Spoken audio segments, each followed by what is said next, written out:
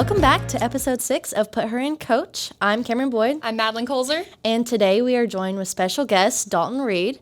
He is pretty much our main softball and baseball commentator, so we decided to bring him on today to just really talk stats with us, and he knows a lot about the game. So, Dalton, if you just want to kind of start us off talking about a little bit of softball.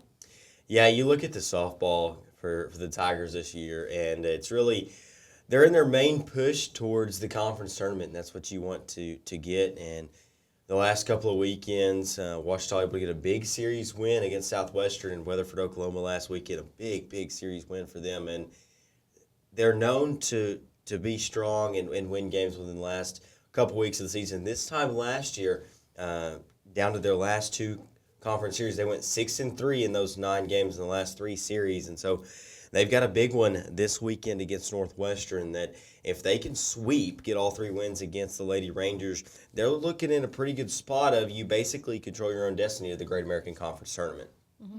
And they've kind of had they kind of are set up for a good end to their season, I would say. They've had they're having their last 11 or so games at home. So I think that's kind of a good thing for them, just a comforting thing to have your last games and at they went on the road. They were on the road for so long. They had a series. The last home game they played was March 21st, or actually no, March 28th is the last home game they played. They'll play 13 games at home. They added a doubleheader against Central Baptist this next week. So you'll have a doubleheader Tuesday, doubleheader Wednesday for non-conference. Just try to play as much softball as you can before you move into the postseason. And then you have the series in Monticello where they're able to get that series win. So 2 consecutive series wins for the Lady Tigers, and then they will, like I said, play Northwestern this weekend. And then next weekend they will host Henderson.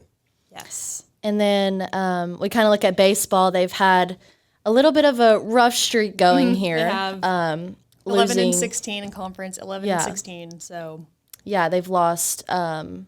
They just lost 2 3-game series, but Dalton got to call a game where they kind of redeemed themselves. So if you want to talk about that a little bit.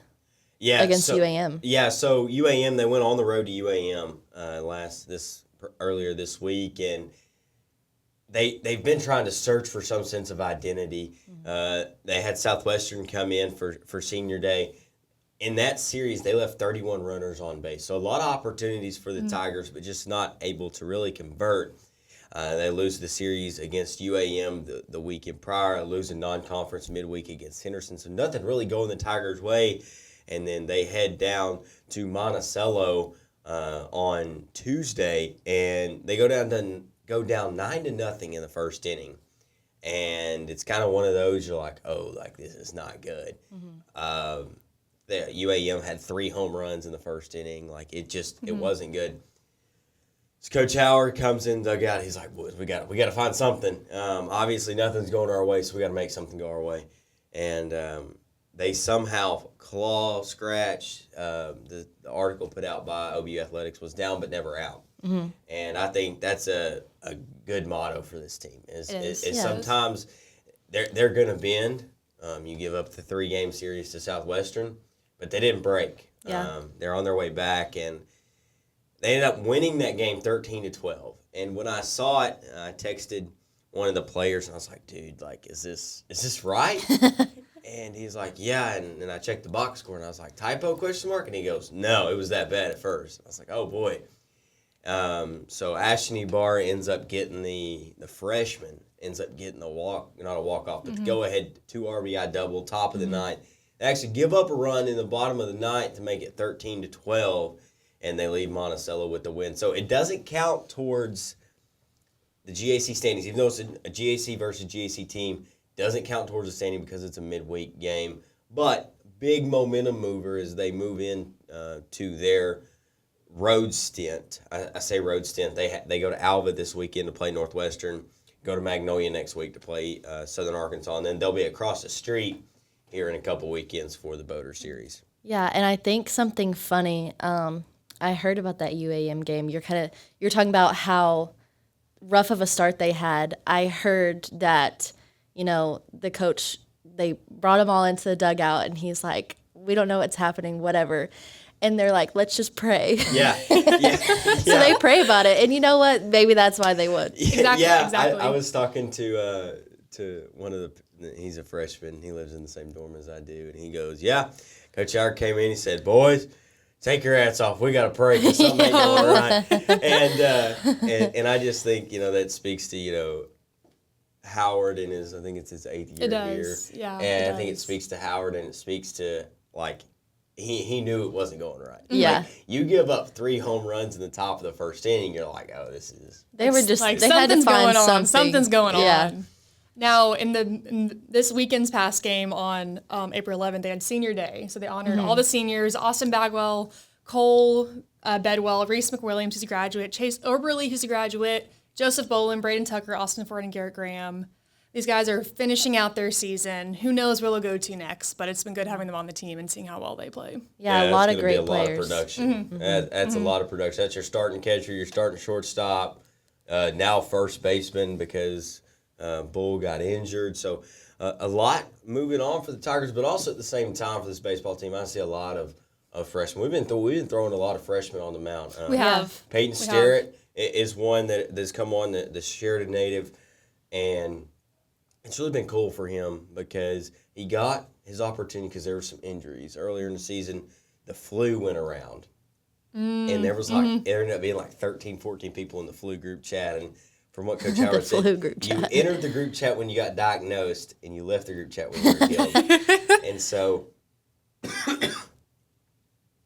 sorry. About to be added to the flu group chat.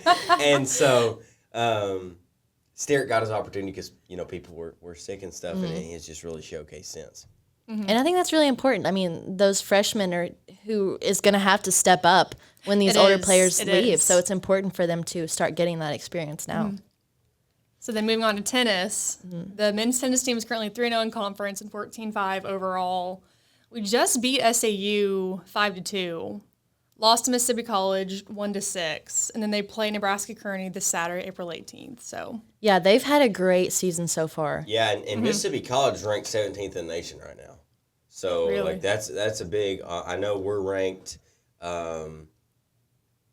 within Division II, but that win against SAU is big, and it still keeps them undefeated. Ouachita's ranked 33rd right now in the ITA, and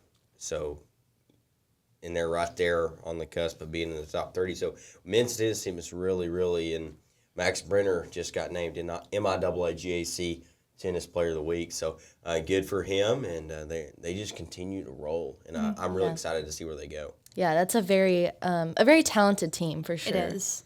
And then the women's team is currently 1-3 in conference and 14-15 overall. Now they're coming off of 2 losses, one against Harding and the other against Arkansas Tech. Now we have a match coming up April 24th against Henderson. So Battle of the Ravine once again. We'll see how that plays out. Yeah, those are always very high importance games. Everybody They are. wants to win the Battle of the Ravine. That's just the culture down is. in It Arkadelphia. is. But they, like you said, they have kind of, it hasn't been their best season, Right. but I think they're playing hard, and if nothing else, they're growing and they're learning how to play together. So hopefully with Henderson coming up, the game will be across the street. Hopefully we can see something different there. Now, come back to volleyball. We had volleyball in some of the earlier episodes, but now that's off season. Now, volleyball just had their championship ring ceremony this past Friday, April 10th, where so many of the seniors were honored. It's sad to see the seniors go, but there's a lot of really good shoes who will be filling in and a really good team that's coming in from what I've been talking to Coach Frizzell Kaiser about. And so it'll be a good team next year. So we shall see how that pans out. Yeah, I'm and there very was a lot of excited. juniors on that team. There were that are talented players. very many. Kylie Kizgian, so Yeah. many more to Well, name. and you have her back at libero next year. Obviously, that's going to be big. But there's also, I believe, talking to just people around campus, is like some of those juniors didn't get all the playing time because how talented the Right. senior class Right. was. But at the same time, you have this aspect of leadership from this senior squad. They're able, okay, we can solidify ourselves with a GAC regular season championship.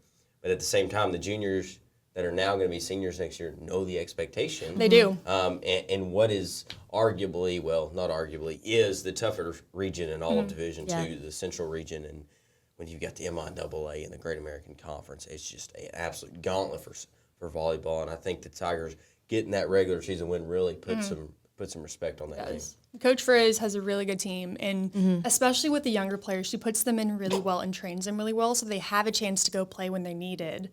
And so now the seniors are graduating, all the newer players have a chance to kind of step into those roles and really showcase what they have. So it'll be a good season next year. And the younger players that they do have are also really talented. I'm excited to see them step in more. One, two that have really stuck out to me. You have Delaney Gonzalez. Yes. I think she's going to be amazing on defense. She's smaller stature. She's going to be quick, which is really important, like Kylie Kisgan, who is an amazing libero and has worked so hard. It was so much fun watching her last season and just the energy she brings on the court as well. And then I'm excited to see some stuff from Sophie Henry. Yes. Very tall middle. I can just really see her She has excelling. the strength for it. She has the strength for it. So I'm excited for that. I'll be able to play-by-play commentate for that. So I'm really looking forward to it and just following the team on their season next year. So that'll be a fun time. But anyway, that's all we have for you today. Thank you so much for tuning in, and we'll see you for the next episode. Again, I'm Cameron Boyd. I'm Madeline Colzer. And I'm Dalton Reed. And this has been Put Her In, Coach.